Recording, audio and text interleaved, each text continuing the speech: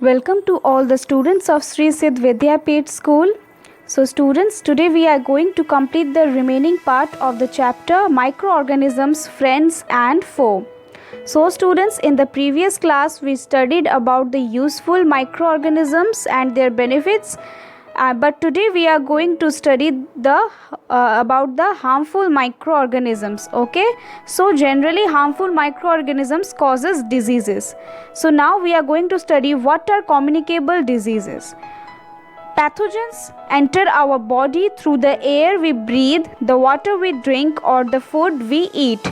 They can also get transmitted by direct contact with an infected person or carried through an animal. So you already all know that what are pathogens. The disease causing microbes are called pathogens. So ये pathogens जब हमारे body में enter करते हैं किस mean से enter करते हैं, जो एयर है जो ब्रीथ हम लोग लेते हैं, अगर वो एयर में कोई डिजीज़ कॉजिंग पैथोजेंस होगा तो वो हम लोग को डिज़ीज़ कॉज कर सकता है. जो खाना खाते हैं, जो फूड खाते हैं, अगर उसमें वो डिज़ीज़ कॉजिंग माइक्रोब्स हुए तो हमको वो इन्फेक्टेड कर सकते हैं. और ऑल्सो किस चीज़ से ट्रांसमिट होता है, अगर कोई इन्फेक्टेड पर्सन से हमारा डायरेक्ट कॉन्टैक्ट हुआ तो हो सकता है ट्रांसमिटेड, या फिर कोई एनिमल जो वो डिजीज़ कैरिंग पैथोजेंस लेके घूम रहा होगा तो उससे ही हम लोग को हो सकता है diseases. Okay, microbial diseases that can spread from an infected person to a healthy person through air, water,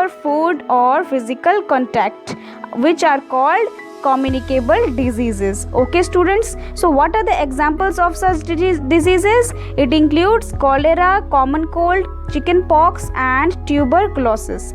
So when a person suffering from common cold sneezes, find droplets of moisture carrying thousands of viruses and spread in the air. The virus may enter the body of a healthy person while breathing. तो अगर कोई person सफ़र कर रहा है cold common disease, common cold से मतलब किसी को अगर सर्दी खांसी कॉमन कोल्ड हुआ है, जब वो स्नीज़ मतलब जब वो छींक मारता है तो जो ड्रॉपलेट्स उसके मुंह से निकलते हैं वो एयर में जो वायरस है वो फैला देते हैं, स्प्रेड कर देते हैं. और अगर वो उसी समय हम लोग उसी के पास हों, अगर उसको हम लोग फिर जब सांस लेते हैं वो हमारे बॉडी में एंटर करके हम लोग को फिर डिजीज़ हो सकता है. Okay students, so now we are going to study about the carriers. So carriers किसको बोलते हैं? जो कोई भी इंसेक्ट्स या कोई भी एनिमल्स जो डिजीज़ कैरियर्स होते हैं, डिजीज़ कैरिंग होते हैं, उन्हीं को बोला जाता है carriers. So insects and animals that carry disease causing microbes and transfer them from one place to other are called carriers और vectors. Okay, such as house flies and mosquitoes. How do house flies transfer pathogens? House fly कैसे transfer करते हैं pathogens को? House fly is one of such carrier. The flies sit on the garbage and animal excreta. Pathogens stick to their body. So अगर ये house flies कोई garbage में, अगर वो जैसे गार्बेज में बैठता है या फिर कोई एनिमल एक्सक्रीटा मतलब एनिमल का जो वेस्ट प्रोडक्ट्स है उसके ऊपर जो अगर बैठता है तो उसके अंदर जो पैथोजेंस है वो उसके बॉडी में क्या करते हैं, स्टिक हो जाते हैं. Okay, so after then when this flies sit on uncovered food they may transfer the pathogens. तो इसके बाद अगर कोई फ्लाइज कोई फूड रखा हुआ है जो अनकवर्ड है मतलब कवर किया हुआ नहीं है उसमें बैठता है तो उसमें वो पैथोजेंस ट्रांसफ़र हो जाता है. So whoever eats the contaminated food is likely to get sick. और जो भी वो खाना खाता है वो बीमार पड़ जाता है. So it is advisable to always keep food covered. Okay students, avoid consuming uncovered food items. So you should not consume any uncovered food items. Okay. Now here are the names of some carriers. Like the first one is dengue. This mosquito can spread dengue. Okay, and this mosquito is known as female AIDS mosquito. Okay, she is the carrier of the dengue virus called flavivirus. Okay students, and the second one is malaria. This mosquito can cause malaria, which name is female anopheles mosquito, which carries the parasite if malaria called plasmodium. Okay students, I hope you all understood this very well. So now we are going to study some human diseases caused by microorganisms. So here are some human diseases which are caused by the microorganisms. Okay, so the first one is tuberculosis is caused by bacteria and the mode of transmission is air, and its preventive measures are here given, that keep the patient in complete isolation, keep the personal belongings of the patient away from those of the others, vaccinations to be given at suitable age. तो अगर किसी को tuberculosis होता है तो वो इसका preventive measures क्या लेना चाहिए कि जो पेशेंट है उसको कंप्लीट आइसोलेशन में रखना चाहिए, मतलब उसको अकेले एक कमरे में अकेले रखना चाहिए, मतलब किसी के कांटेक्ट में नहीं लाना चाहिए उसको क्योंकि ये कम्युनिकेबल डिजीज़ होता है, तो हम लोग को वो पेशेंट के किसी भी कांटेक्ट में उसको नहीं लाना चाहिए. ओके, और वैक्सीनेशन तो ऑफ कोर्स उसको देना ही चाहिए.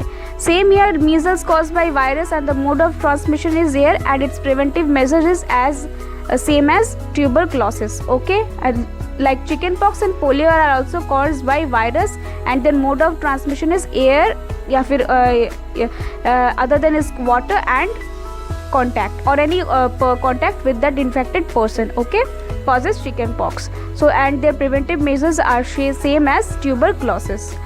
Now we will study about the disease caused by some bacteria which is called cholera and typhoid. So their mode of transmission is water, food and water. Okay.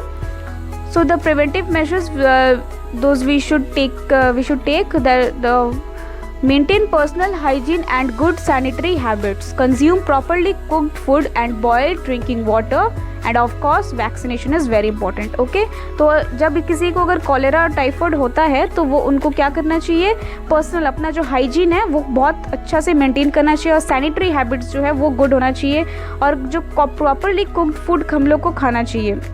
Generally students call typhoid या फिर cholera, these are caused by the bacteria. Okay, and of course उसको boiled drinking water लेना चाहिए और इसके लिए भी vaccination availables होते हैं. Okay, the third one is hepatitis B. Okay, which is caused by viruses and their mode of transmission is water. So drink boiled drinking water. हम लोग को तभी क्या करना चाहिए, अपना बॉइल्ड ड्रिंकिंग वाटर जो पीने का पानी है उसको बॉयल करके पीना चाहिए और वैक्सीनेशन भी इसके लिए अवेलेबल होता है. The last one is malaria which is caused by protozoa and their mode of transmission is mosquito. Okay, which we also studied. Okay, अभी हमने वही पढ़ा जो कौन सा मॉस्क्वीटो हम लोग को मलेरिया कॉज कर सकता है, female anopheles mosquito. So preventive measure is use mosquito net and repellents, spray insecticides and control breeding of mosquito but not allowing water to collect in the surroundings. तो mosquito को prevent करने के लिए हम लोग क्या यूज़ करना चाहिए, ऑफकोर्स जो मॉस्क्वीटो नेट है उसको यूज़ करना चाहिए, इंसेक्टिसाइड स्प्रे करना चाहिए ताकि मॉस्क्वीटो ज़्यादा घर में ना आए, और कहीं पे उसका ब्रीडिंग मतलब उसका जो ब्रीडिंग रोकने के लिए उसको हम लोग को क्या करना चाहिए, कहीं भी जो जमा हुआ पानी हम लोग को नहीं रखना चाहिए. अगर पानी वहाँ पे स्टैगनेंट हो गया तो वहाँ पे मॉस्क्वीटो अपना ब्रीडिंग कर सकते हैं. ओके, सो हमें कहीं भी वाटर कलेक्ट होते हुए जो सराउंडिंग्स में है वो कलेक्ट करके नहीं रखना चाहिए. Okay students, now disease causing micro organisms इन एनिमल्स. तो अब तक हमने पढ़ा कि ह्यूमन में कौन कौन से माइक्रो ऑर्गेनिजम्स डिजीज़ कॉज करते हैं, तो अभी हम लोग पढ़ेंगे कि एनिमल्स में कौन कौन से माइक्रो ऑर्गेनिजम्स डिजीज़ कॉज करते हैं. So several micro organisms not only cause diseases in humans and plants but also in other animals. Okay, for example anthrax is a dangerous human and cattle disease caused by a bacterium called bacillus anthracis. Okay, so animals में भी कुछ disease causing micro organisms होते हैं जो क्या है, देखो यहाँ पे कैटल डिजीज़ मतलब कोई कैटल में अगर कोई डिजीज़ कॉज होता है तो उसका डिजीज़ का नाम क्या है, एंथ्रैक्स. ओके, और वो कौन कॉज करता है, एक बैक्टीरिया कॉज करता है जिसका नाम है bacillus anthracis. This is the scientific name of the bacteria. Okay, foot and mouth disease of cattle is caused by virus FNDV or picorna virus. Okay, foot and mouth मतलब किसी के पैर में या मुंह में, कोई एनिमल के पैर या मुंह में अगर कोई डिजीज़ होता है तो वो एक वायरस से कॉज होता है. ओके, जो वायरस का नाम क्या है, picorna virus. Okay, now we will study about the disease causing micro organisms in plants. तो अभी हम लोग एनिमल्स का पढ़े, ह्यूमंस का पढ़े, अभी हम लोग प्लांट्स में भी डिजीज़ होता है, अभी हम लोग वो पढ़ेंगे. So this is gonna be very interesting, student. Several microorganisms cause diseases in plants like wheat, rice, potato, sugarcane, orange, apple, and others. Okay, so these are the plants which can have diseases. Okay, the disease reduce the yield of crops. तो ये disease का कारण crops का जो production है वो reduce हो जाता है. They can be controlled by the use of certain chemicals which kill the microbes. तो इनको कैसे कंट्रोल किया जा सकता है? कुछ केमिकल्स हम लोग यूज़ कर सकते हैं इन माइक्रोब्स को कंट्रोल करने के लिए. ओके, इसीलिए यूज़ करते हैं ना क्रॉप प्रोडक्शन में इंसेक्टिसाइड्स, पेस्टिसाइड्स, ये सब. तो यही माइक्रोब्स को कंट्रोल करने के लिए वो होता है. Here are some common plant diseases caused by microorganisms. Okay, students. So the first disease is citrus canker, which caused by a bacteria, and the mode of transmission is air. And you can see here the pictures also. Okay. The second one is rust of heat, which is caused by the microorganism fungi, and the mode of transmission is air or some seeds. Okay. The third one is yellow vein mosaic of bhindi, means okra, which caused by the microorganism virus, and the mode of transmission is insect. Okay, so ये जो pictures है आप अच्छे से देख सकते हैं कि ये जो जितने भी वीट का प्लांट है, rice, potato, sugar cane, orange, apple, तो इस सब का जो इस सब में जो हुआ है, ये जो जैसे कि लग रहा है इनके फोटो, इनका जो पिक्चर है आपको देख के जो लग रहा है, तो इनमें क्या हुआ है? डिजीज़ हुआ है. और किसने कॉज किया है वो डिजीज़? किसने किया है? माइक्रो ऑर्गेनिजम्स की वजह से वो हुआ है. Okay, now we will study about what is food poisoning. Okay, so food poisoning could be due to the consumption of food spoiled by some microorganisms. Microorganisms that grow on our food sometimes produce toxic substances. These make the food poisonous, causing serious illness and even death. So it is very important that we preserve food to prevent it from being spoiled. Okay, तो आप सब कोई सुने होंगे कि कभी किसी या फिर किसी को हुआ भी होगा कि बहुत ज़्यादा उल्टी हो रहा है या फिर बहुत पेट दर्द कर रहा है, तो डॉक्टर के पास अगर आप जाएंगे तो आपको वो दवाई देंगे और बोलेंगे कि आपको फूड पॉइजनिंग हो गया है. ठीक है, तो ये फूड पॉइजनिंग किसके वजह से होता है? ये फूड पॉइजनिंग माइक्रो ऑर्गेनिजम्स की वजह से होता है. ओके, और हम जब वो माइक्रो ऑर्गेनिजम्स हम लोग जो खाना खाते हैं, अगर वो किसी तरीके से सड़ गया है और किसी माइक्रो ऑर्गेनिजम्स वहाँ पे प्रेजेंट हैं, तो वो अगर वही खाना हम कंज्यूम करते हैं तो हमको ये फूड पॉइजनिंग हो जाता है, क्योंकि माइक्रो ऑर्गेनिजम्स वहाँ पे कुछ टॉक्सिक सब्सटेंसेस वो रिलीज़ कर देते हैं, और उसकी वजह से या फिर हम लोग को बहुत तकलीफ़ होता है, मतलब बहुत हम लोग का तबीयत ख़राब हो जाता है, और ये कभी कभार बहुत डेंजरस भी होता है और इससे मौत भी हो सकती है. तो हम लोग के लिए बहुत इम्पॉर्टेंट है कि अगर कोई खाना है तो उसको हम लोग बचा के रखें और उसको सड़ने ना दें. Okay, now we will study about the food preservation. We need to preserve food because microorganisms that grow on food can sometimes produce toxic substances which are poisonous to us. If we consume this spoiled food, we can become seriously ill or die. Hence, we need to preserve food from spoiled. Okay? तो हम लोग को food preserve क्यों करके रखना चाहिए? क्योंकि micro organisms अगर उसमें ग्रो कर जाएंगे तो वो टॉक्सिक सब्सटेंसेस प्रोड्यूस करेंगे, जो हम लोग के लिए, अगर हम लोग फिर वो खाना कंज्यूम करेंगे, जो हम लोग के लिए एक पॉइजन के बराबर होगा. ओके, सो अगर हम लोग वो खाना खाएं तो हम लोग बहुत बीमार पड़ सकते हैं और हमारी मौत भी हो सकती है. इसीलिए हम लोग को फूड स्पॉइल्ड प्रिजर्व करके रखना चाहिए और उसको स्पॉइल्ड नहीं करना चाहिए. Okay, now we will study about some chemical methods of preservation. So preservation का बहुत सारे मेथड्स होते हैं, तो हम लोग अभी भी वही मेथड्स पढ़ेंगे कि जिस तरीके से हम लोग कोई खाना को प्रिजर्व करके मतलब माइक्रो ऑर्गेनिज्म से बचा सकते हैं. Okay, the first is chemical method. Salts and edible oils are the common chemicals generally used to check the growth of microorganisms. Therefore they are called preservatives. तो salt से भी हम लोग प्रिजर्व कर सकते हैं, या फिर कोई edible oils. जनरली हम लोग इसको हम लोग किसी अचार, अगर आपकी मम्मी ने कोई अचार वचार बनाया है तो आप उनसे पूछ सकते हैं कि ये प्रिजर्व मतलब इसको ज़्यादा देर रखने के लिए वो क्या यूज़ की होंगी. वो ज़रूर तेल, एडिबल ऑयल्स यूज़ की होंगी, और सबसे ज़रूरी नमक भी यूज़ की होंगी. ओके, ये माइक्रो ऑर्गेनिजम्स का ग्रोथ को कंट्रोल में रखता है और नहीं होने देता है, मतलब खाना को प्रिजर्व करके रखता है। और इसीलिए सॉल्ट और एडिबल ऑयल्स को प्रिजर्वेटिव्स भी बोलते हैं। सो वी ऐड सॉल्ट और acid preservatives to pickles to prevent the attack of microbes. Like we can also add some acid also, okay, like sodium benzoate and sodium meta bisulfite are common preservatives, okay. So these are also used in the jams and squashes to check their spoilage.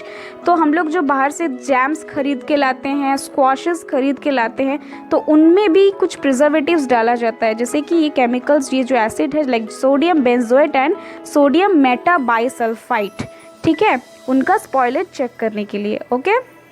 Now we can also preserve the food by common salt, okay. Common salt has been used to preserve meat and fish for ages. Meat and fish are covered with dry salt to check the growth of bacteria. Salting is also used to preserve आंवला, raw mangoes, turmeric, etc. तो common salt मतलब ऐसे नमक से भी हम लोग preserve कर सकते हैं। और जनरली नमक किस चीज़ को प्रिजर्व करने के लिए यूज़ होता है? मीट या फिर फिश को, ओके। तो उनको मीट या फिर फिश को जैसे कच्चा हम लोग को समझो 2 दिन के लिए रखना है, तो हम लोग उसको उसमें अच्छे से सॉल्ट लगा के रख सकते हैं, ओके। वहाँ पे सॉल्ट क्या करता है? बैक्टीरिया को ग्रो करने से रोकता है। और सॉल्टिंग हम लोग आंवला या फिर कोई कच्चा आम या फिर टर्मरिक है, ये मतलब हल्दी है, तो हम लोग उसको सॉल्ट मतलब अगर उसमें सॉल्ट लगा दें तो वो उसमें भी माइक्रो ऑर्गेनिजम्स ग्रो नहीं होगा, okay. Now how can we preserve by sugar? Jam, jellies and squashes are preserved by sugar. Sugar reduces the moisture content which inhibits the growth of bacteria which spoil food, okay. तो jam, jelly, स्क्वाशेस, इसमें हम लोग sugar भी डालते हैं, okay, preserve करने के लिए। शुगर भी एक प्रिजर्वेटिव की तरह ही काम करता है। वो जो मॉइस्चर कंटेंट होता है खाने का, मतलब जैम और जेली का, उसको रिड्यूस करता है, मतलब कम कर देता है, और जो बैक्टीरिया का ग्रोथ को कंट्रोल में रख देता है, नहीं होने देता है, ओके, और फूड को स्पॉइल भी नहीं होने देता है। Now preservation by oil and vinegar. तो ऑयल और विनेगर से कैसे प्रिजर्व किया जाता है खाना? Use of oil and vinegar prevent spoilage of pickles because bacteria can not live in such an environment. Vegetables, fruits, fish and meat are often preserve by this methods. So oil और vinegar से भी spoilage मतलब सड़ने से, pickles को सड़ने से रोका जाता है, अचार को सड़ने से रोका जाता है, और ताकि उसमें कोई बैक्टीरिया ग्रो ना कर सके और ज़िंदा भी ना रह सके। और कुछ फ्रूट्स, मीट्स में भी, फिश एंड मीट में भी ये ऑयल और विनेगर लगा के रख सकते हैं for preservation, okay. Heat and cold treatments. Boiling kills many micro organisms. Similarly, low temperature inhibits the growth of microorganisms. So student, this is a very important part. तो microorganisms का भी एक particular temperature होता है ज़िंदा रहने के लिए, ठीक है। जैसे कि हम लोग का होता है, हम लोग अगर बहुत गर्मी के तरफ चल जाए तो हम लोग ज़िंदा नहीं रह पाएंगे, ठीक है। अगर हम लोग को बहुत एक रूम है उसमें बहुत ज़्यादा टेम्परेचर है, हम लोग को अगर घुसा दे तो हम लोग वहाँ पे ज़िंदा ऑफकोर्स नहीं रह पाएंगे। और ऐसे ही हम लोग अगर बहुत ठंडा टेम्परेचर में चले जाए तो वहाँ पे भी हम लोग ज़िंदा नहीं रह पाएंगे। वैसे ही बैक्टीरिया और माइक्रो ऑर्गेनिजम्स का भी सेम है, ठीक है। तो उन लोग का भी एक पर्टिकुलर ज़िंदा रहने के लिए एक पर्टिकुलर टेम्परेचर की ज़रूरत पड़ती है। तो वहीं पे अगर हम लोग कोई खाने का चीज़ सोचो या फिर कोई पानी ही सोच लो, उसको अगर बहुत ज़्यादा बॉयल करेंगे तो उसका टेम्परेचर बहुत ज़्यादा बढ़ जाएगा, तो क्या होगा, वहाँ पे माइक्रो ऑर्गेनिजम्स जो है वो सब मर जाएंगे। और वैसे ही अगर कोई बहुत ठंडा जगह है, जैसे कि फ्रिज में अगर हम लोग कोई भी खाना रख दे तो वो सड़ता नहीं है, जैसे हम लोग इसीलिए तो फ्रिज यूज़ करते हैं। तो फ्रिज का टेम्परेचर क्या होता है, बहुत लो होता है, और जो वहाँ पे भी माइक्रो ऑर्गेनिजम्स ग्रो नहीं कर सकते हैं, okay. Pasteurized milk can be consumed without boiling as it is free from harmful microbes. Pasteurized milk. The milk is heated to about 700 degrees centigrade for 15 to 30 seconds and then suddenly chilled and stored. Okay. Pasteurized milk मतलब वो जो bacteria है उनको सब harmful microbes को मार दिया जाता है। पहले क्या किया जाता है, मिल्क को 700 डिग्री मतलब बहुत ज़्यादा हीट किया जाता है और उसके 15 से 30 सेकंड तक ऐसे बहुत हीट किया जाता है और अचानक से उसको फिर चिल्ड एंड स्टोर्ड मतलब ठंडी जगह में उसको रख दिया जाता है। By doing so it prevents the growth of microbes, और इसी की वजह से वो माइक्रोब्स का ग्रोथ को प्रिवेंट कर सकता है। द प्रोसेस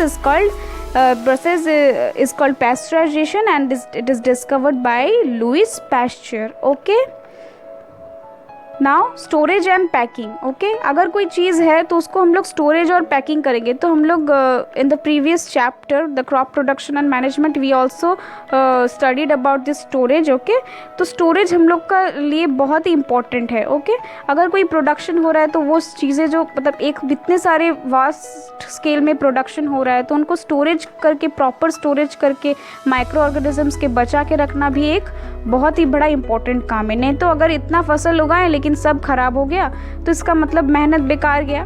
तो इसी चीज़ के लिए स्टोरेज और पैकिंग बहुत ही इंपॉर्टेंट एक पार्ट है। तो these days fruits and vegetables and even vegetables are sold in sealed airtight packets to prevent the attack of microbes। तो आजकल क्या होता है, इसीलिए फ्रूट्स और वेजिटेबल्स को एक बहुत ही एयर टाइट मतलब जहाँ पे एयर नहीं है, सील्ड किया हुआ पैकेट में आजकल ये हम लोग को मिलते हैं ताकि वहाँ पे माइक्रोब्स ग्रो ना करें। Now this is a very important part of this chapter student. We will study about the nitrogen fixation. Okay, nitrogen constitutes 78% of our atmosphere. In living organisms it is found in proteins, nucleic acid, chlorophyll and vitamins. So nitrogen, हमारे जो air में nitrogen कितना percent constitute है, मतलब 78%। Okay, सो 78% nitrogen है हमारे ये पूरे एटमॉस्फेयर में। तो लिविंग ऑर्गेनिजम्स में ज़्यादातर नाइट्रोजन किस चीज़ में पाया जाता है, प्रोटीन्स में, न्यूक्लिक एसिड में, क्लोरोफिल में एंड विटामिन्स में। Okay, atmospheric nitrogen can not be use directly by plants and animals. It get fixed by other lightning और natural nitrogen fixers. Rhizobium bacteria is involved in the fixation of nitrogen in leguminous plants और we can से pulses. तो atmospheric nitrogen है वो directly plants और animals, मतलब plants और animals वो डायरेक्टली नहीं ले सकते हैं, उसको यूज़ नहीं कर सकते हैं, मतलब गैशियस नाइट्रोजन को। तो उसके लिए उन लोगों को कभी कभार सॉल्यूबल नाइट्रोजन की ज़रूरत पड़ती है। तो इसी के लिए हम लोग पढ़े भी थे कि rhizobium bacteria converts gaseous nitrogen into soluble nitrogen, okay, which is present in the roots of the leguminous plants. Okay, Rhizobium lives in the root nodules of leguminous plants such as beans, peas, with which it has a symbiotic relationship. Okay, I think ये आप सबको पता ही है क्योंकि पिछले chapter में आप सब पढ़े हैं, तो आशा करती हूँ कि आप सब ये समझ चुके हैं। Now here there are some diagrams like there are two nitrogen fixing bacteria. Okay students, the first one is Rhizobium bacteria and the second one is Cyanobacteria or we can say blue green algae. Okay, तो अब तक हम लोग को rhizobium bacteria के बारे में ही पता था, तो अभी हम लोग और एक नया बैक्टीरिया जाने हैं जो नाइट्रोजन फिक्सेशन में काम आता है। तो क्या है वो, सायानोबैक्टीरिया और we can say blue green algae. Okay, तो here you can see the pictures of rhizobium bacteria which is present in the root nodules of the leguminous plants, and here is the presence of blue green algae or we can say cyanobacteria which helps in nitrogen fixation. Okay, so here is a nitrogen cycle. तो ये क्या है, एक nitrogen cycle है। कैसे, मतलब nitrogen का जो ऑक्सीजन एटमॉस्फेरिक नाइट्रोजन कैसे सॉल्यूबल नाइट्रोजन में कन्वर्ट होके फिर अपटेक, मतलब फिर वो एनिमल्स लेते हैं और प्लांट्स लेते हैं। तो ये कन्वर्सेशन का पूरा एक साइकिल है जो अभी हम पढ़ने वाले हैं। और इसका जो स्टेप्स है, the first one is it is a cycle, there is no first one, मतलब ये एक चलता ही रहेगा वाला मतलब स्टेप है which never ends. Okay, so here you can see that the uptake by plants and uptake animals eat plants, the nitrogen is waste from excretion and death ultimately leads to compounds of soil in the nitrogen। तो atmospheric nitrogen से lighting fixes nitrogen जो है, फिर यहाँ से और एक नया है जो नाइट्रोजन फिक्सिंग बैक्टीरिया और ब्लू ग्रीन एल्गी है जो एटमॉस्फेरिक नाइट्रोजन को फिक्स करते हैं, सॉल्युबल फॉर्म में करते हैं। तो bacteria in turn fix nitrogen into nitrogenous compounds जो सॉइल में जाता है। फिर क्या करता है, bacteria turns the compounds of nitrogen into gaseous form और then it is uptake by plants and animals in plants and फिर से नाइट्रोजनियस वेस्ट जो हम लोग के एनिमल्स एक्सक्रीट करते हैं तो वो एक नाइट्रोजनियस वेस्ट भी होता है उसमें। ओके, सो इसके जो स्टेप्स है वो अभी हम पढ़ेंगे एक एक step by step. These are all the step of nitrogen cycle. Okay, the first one is nitrogen fixation.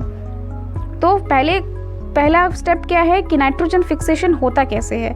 So atmospheric nitrogen is converted by lightning और certain bacteria like rhizobium, azotobacter and blue green algae which is present in the soil into compounds usable by plants. Okay, तो first क्या होता है, कैसे convert होता है, ये जो बैक्टीरियाज है लाइटनिंग के द्वारा या फिर कोई बैक्टीरियाज हैं like rhizobium, azotobacter and blue green algae जो सॉइल में प्रेजेंट होता है वो क्या करते हैं, नाइट्रोजन फिक्सेशन का काम करते हैं।